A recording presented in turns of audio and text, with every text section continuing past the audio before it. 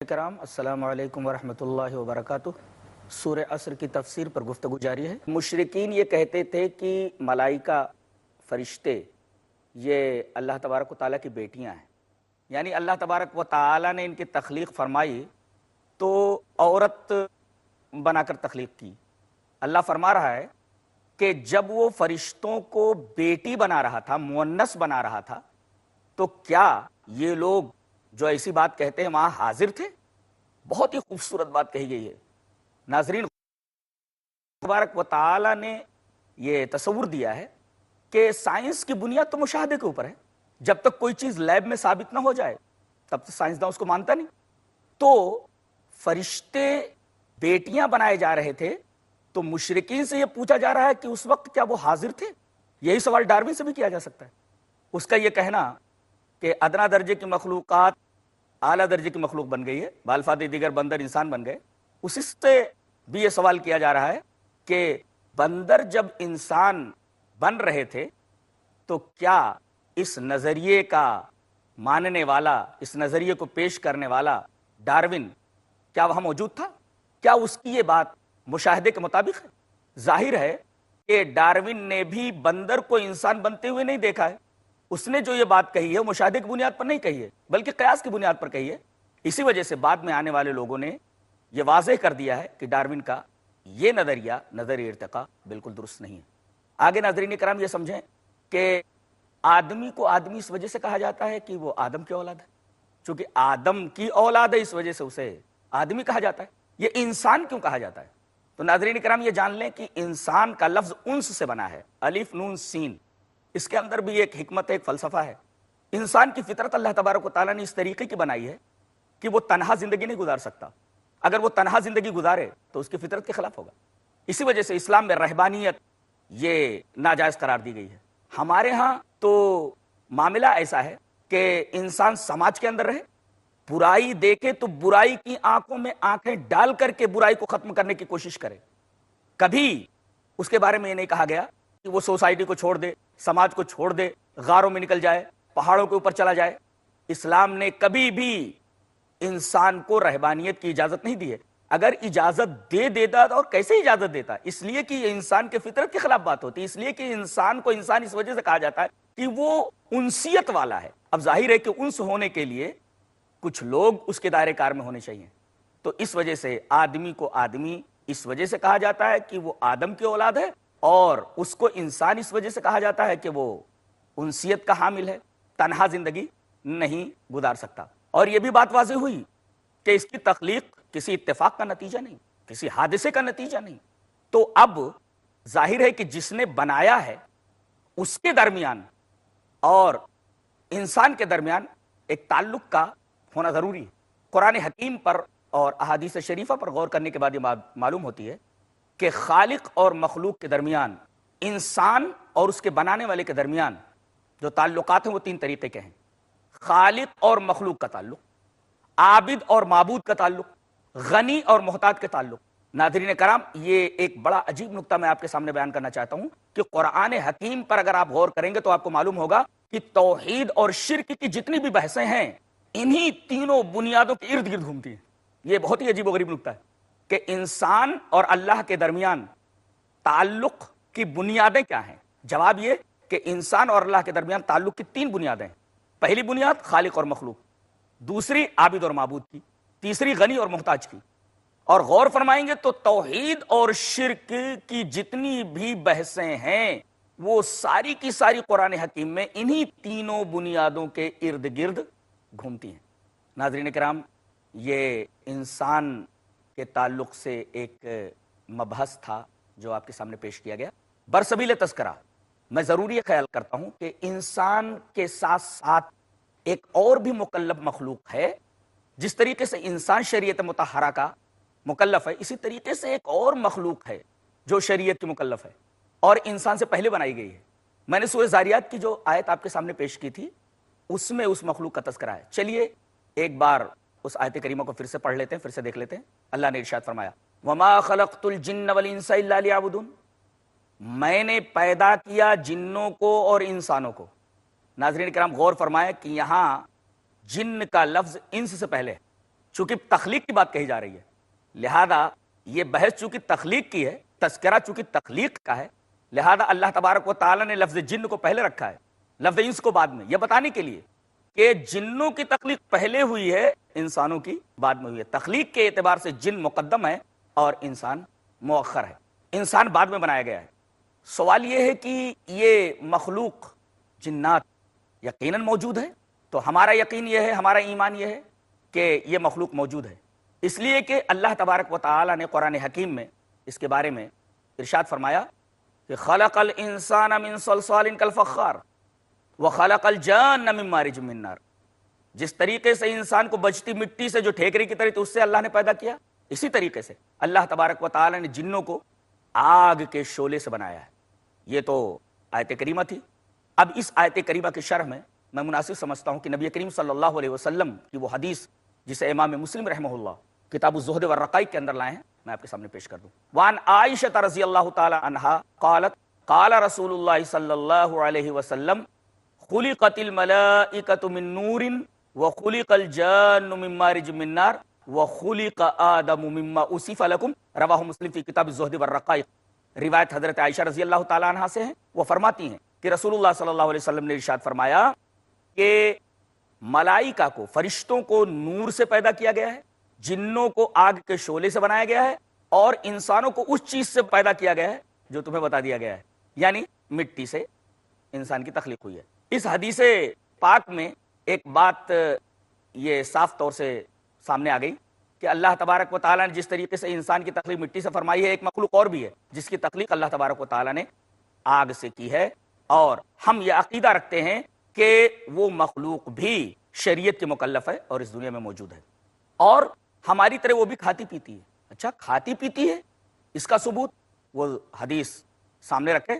وعن عبداللہ بن مسعود رضی اللہ تعالی عنہ قال قال رسول اللہ صلی اللہ علیہ وسلم لا تستنجوا بالروث ولا بالعظام فإنه زاد اخوانکم من الجن، رواہ ابن ماجہ فی کتاب الطہارۃ وسننھا۔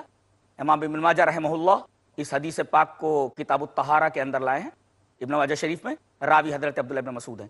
حضرت عبداللہ بن مسعود رضی اللہ تعالیٰ عنہ ارشاد فرماتے ہیں کہ نبی کریم صلی اللہ علیہ وسلم نے ارشاد فرمایا جب تم استنجا کے لیے بیٹھو، چاہے چھوٹا استنجا ہو یا بڑا استنجا ہو، خبردار تم لوگ گوبر سے اور اسی طریقے سے ہڈی سے استنجا مت کرنا۔ لا تستنجوا بالروث ولا بالعظام، گوبر سے اور ہڈی سے استنجا مت کرنا۔ کیوں؟ فإنه زاد اخوانکم من الجن، اس لیے کہ یہ تمہارے جن بھائیوں کا کھانا ہے۔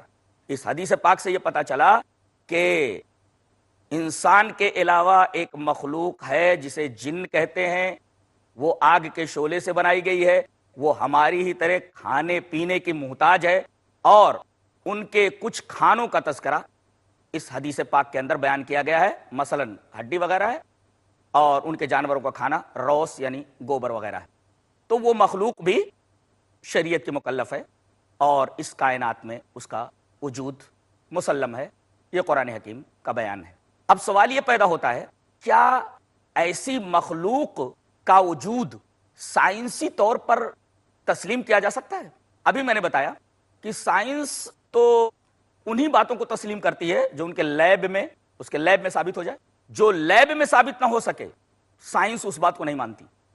کیا سائنس جنوں کے وجود کے امکان کو مانتی ہے یا نہیں مانتی ہے؟ اس سلسلے میں ڈاکٹر ہیرالڈ سی ارے کی کتاب دا کیمیکل ورلڈ کا حوالہ دینا مناسب سمجھتا ہوں۔ ڈاکٹر ہیرالڈ سی ارے ایک بہت بڑے سائنٹسٹ ہیں، ان کی کتاب دا کیمیکل ورلڈ ہے، اس کے اندر لکھتے ہیں۔ ناظرین کرام، تھوڑے سے وقفے کے بعد ہم آپ کے سامنے پھر حاضر ہوتے ہیں انشاءاللہ۔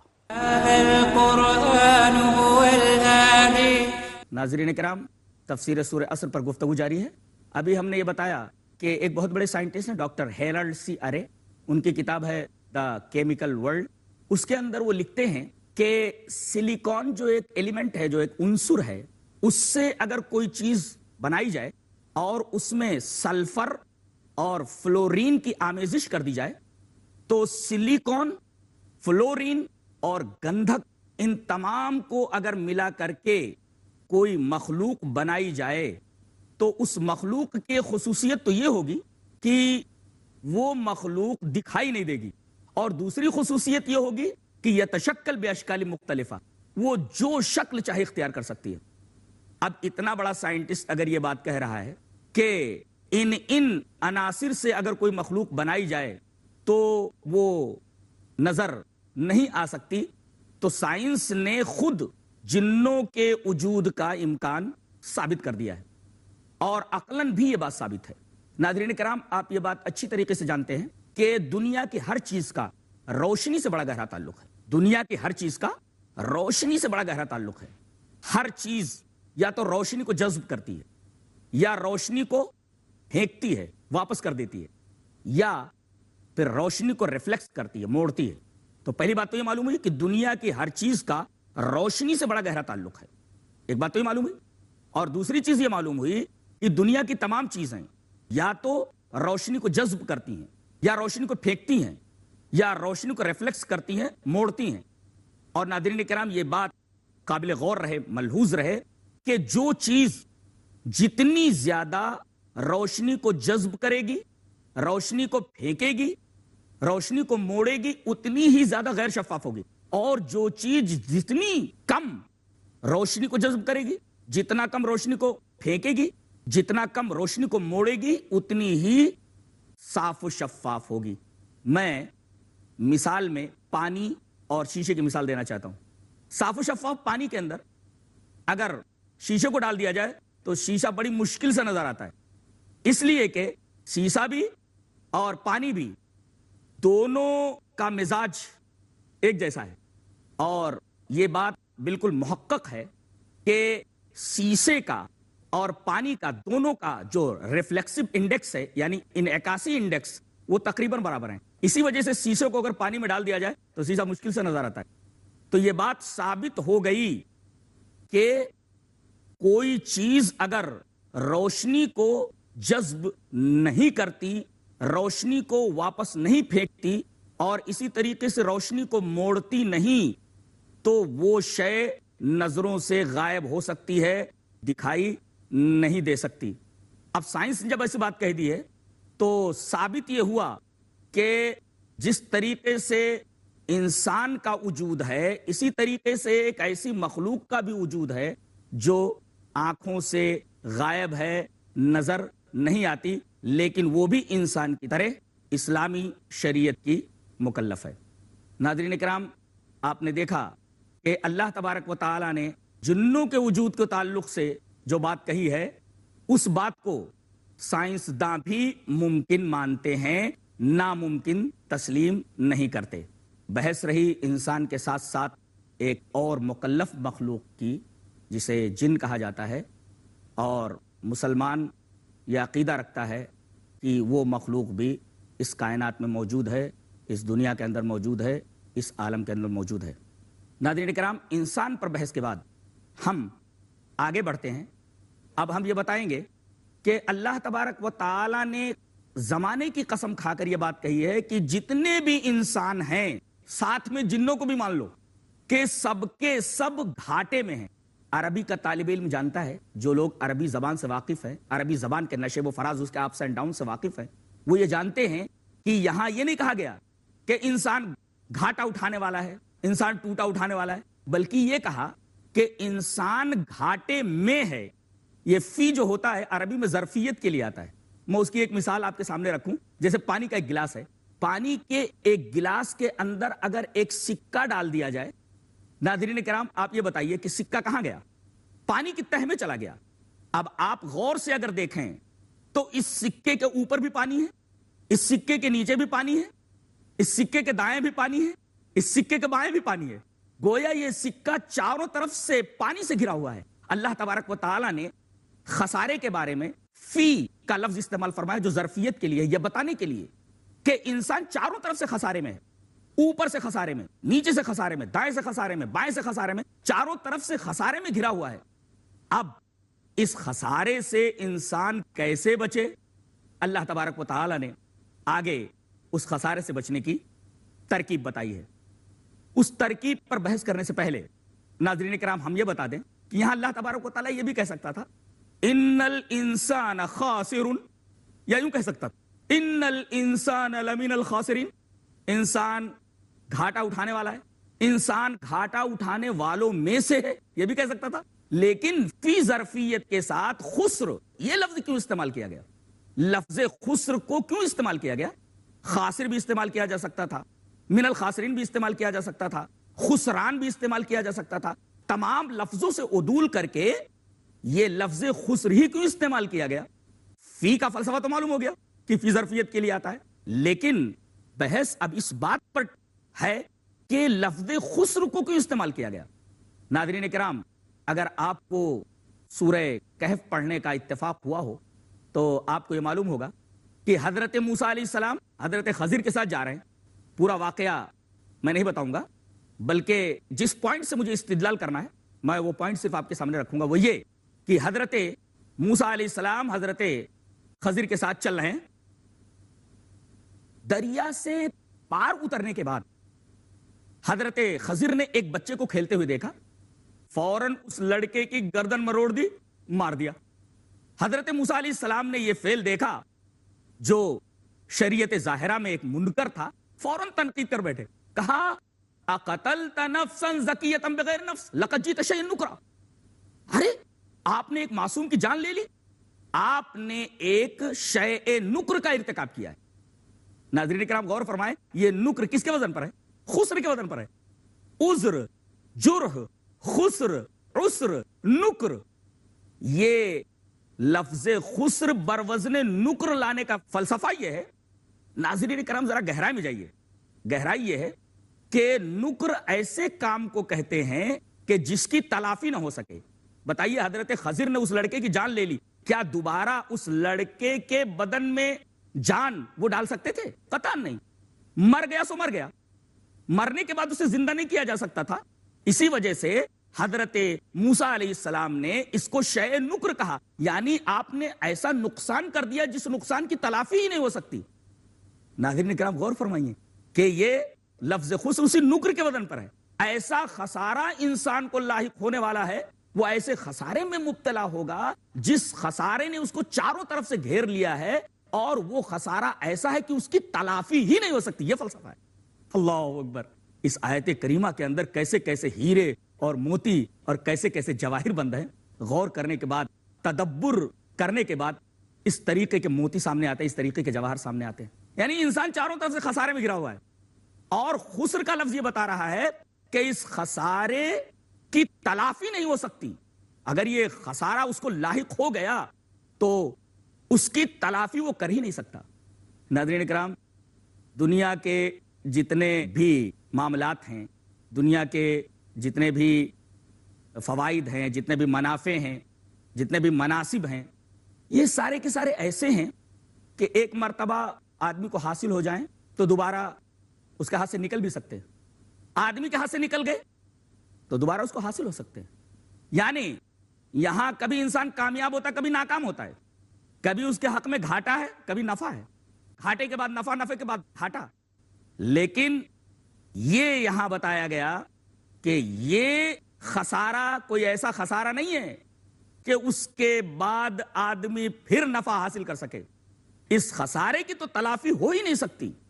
اس خسارے کی تلافی صرف ایک ہی صورت میں ہو سکتی ہے، اور وہ صورت آگے بتائی گئی ہے کہ اس خسارے سے آدمی کیسے بچ سکتا ہے جب آدمی متصف بالصفات الاربع ہو، یعنی چاروں صفتوں سے متصف ہو. ان میں سے ایک بھی صفت کم نہیں ہونی چاہیے.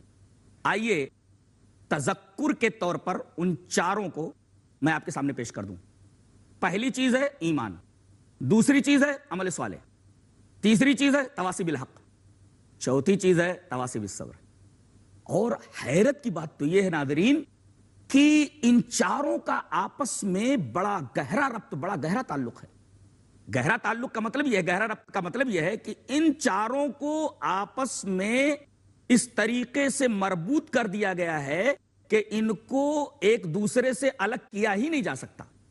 یہ چاروں ایک دوسرے سے الگ ہو ہی نہیں سکتے، اور یہ چاروں صفتیں ایک ساتھ انسان میں پائی جائیں گی تبھی جا کر کے وہ خسارے سے محفوظ رہ سکے گا. تذکراً آپ لائٹ کی مثال لے لیں. اگر لائٹ آپ کے سامنے ہے تو آپ اس کو مثال بنا لیں ان چاروں چیزوں کو سمجھنے کے لیے، چاروں صفات کو صحیح کرنے کے لیے جو انسان کو گھاٹے سے بچانے والی ہیں. فرض کیجئے کہ آپ کے سامنے ایک بلب جل رہا ہے. اب آپ بتائیے اس بلب کو روشن کرنے والی چیز کون سی ہے؟ بجلی ہے. بجلی دکھائی دیتی ہے؟ نہیں. یہ بجلی ایمان ہے. در حقیقت ایمان بھی دکھائی نہیں دیتا ہے. کسی سے کہا جائے بھئی ایمان دکھا دے، ایمان دکھائے گا؟ وہ ایمان دکھائی نہیں دیتا بجلی کی طرح. اب یہ جو بجلی ہے اس کی مثال ایمان کی ہے، اور بلب کی مثال انسان کی ہے. اور یہ جو بلب کے اندر روشنی ہے یہ عمل صالح ہے. اگر بلب فیوز ہو تو بجلی کا کوئی مطلب نہیں ہے. بلب موجود ہو مگر بجلی نہ ہو تو بھی بلب کا کوئی مقصد نہیں. تو یہ جو بجلی ہے وہ ایمان، بلب انسان. ناظرین کرام، ہم دوسرے ایپیسوڈ میں پھر آپ سے ملیں گے انشاءاللہ تعالی. هذا القرآن يوحدنا لطريق الخير يوجهنا الله تعالى أنزله ورسول الله معلمنا هذا القرآن يوحدنا لطريق الخير يوجهنا الله تعالى أنزله ورسول الله معلمنا هذا القرآن هو الهادي لأوائلنا وأواخرنا يدعو